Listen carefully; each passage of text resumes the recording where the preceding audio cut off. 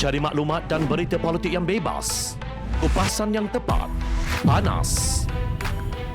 Dapatkannya secara eksklusif hanya di Jom Channel.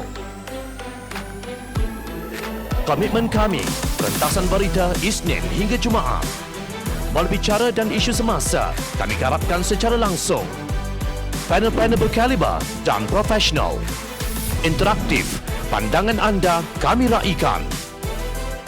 Jangan lupa bersama kami di setiap hujung minggu dalam edisi khas mingguan. Jom Channel, moving forward, sharing a new experience.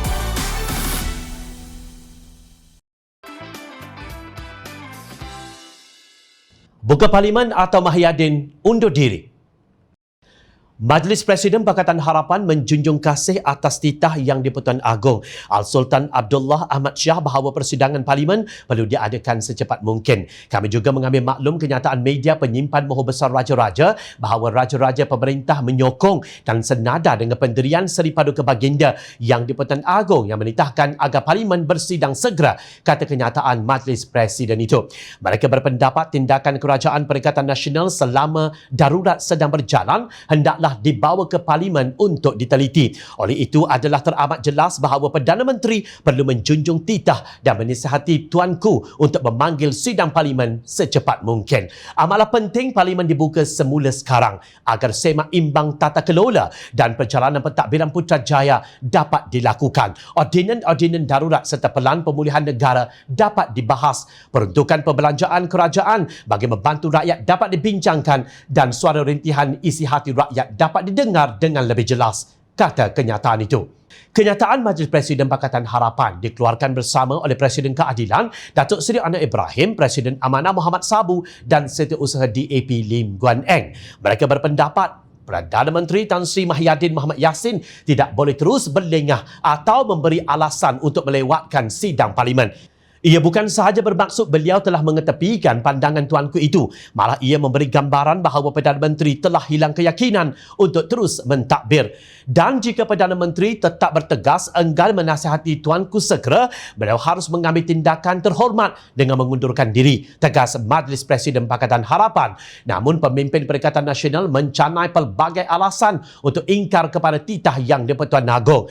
Menteri Luar Negeri Datuk Seri Hishamuddin Tun Hussein dalam rencananya yang bertajuk Melangkaui Politik dan Pandemik turut menyentuh mengenai desakan supaya Parlimen dibuka. Namun dua perenggan yang digunakan oleh menteri yang menganggap Cina Komunis itu abang besar amat kelakar. Di awal rencananya beliau menulis dengan menyiratkan tomahan. Desakan politik agar Parlimen dibuka semula tidak boleh mempunyai agenda tersembunyi. Seruan agar Parlimen kembali bersidang tidak boleh dijadikan alat pemuas nafsu politik sesetengah individu.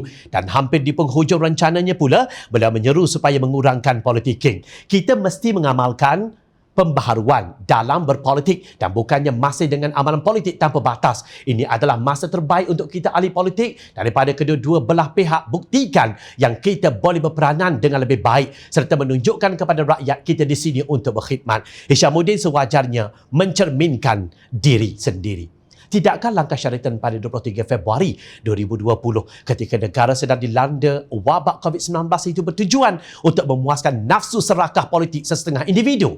Nafsu politik yang tidak pernah puas sehingga Dewan Undangan Negeri Sabah digegar dan pilihan raya negeri terpaksa diadakan. Itulah sebenarnya yang menjadi punca pandemik COVID-19 semakin mengganas sehingga ke hari ini. Walaupun kabinet bersaiz XXXL, kerajaan tebuk atap yang dipenuhi golongan ruai bidah hasil daripada scheme of things tidak mampu menanganinya. Ahli-ahli Parlimen Pakatan Harapan yang menuntut Parlimen dibuka punya matlamat yang mahu supaya semak imbang terhadap semua hal ehwal tadbir urus negara, khususnya yang berhubung dengan keuangan dibahas dengan teliti, secara telus dan berintegriti dengan penuh tanggungjawab.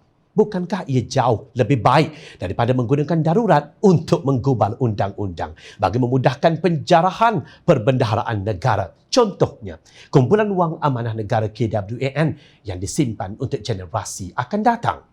Adakah Menteri UMNO yang kini bersekongkol dengan Perikatan Nasional mahu derhaka kepada Yang di-Pertuan Agong sebagaimana pemimpin PAS yang sanggup mengumpulkan 400 NGO Islam semata-mata kerana nafsu mahu darurat dikekalkan?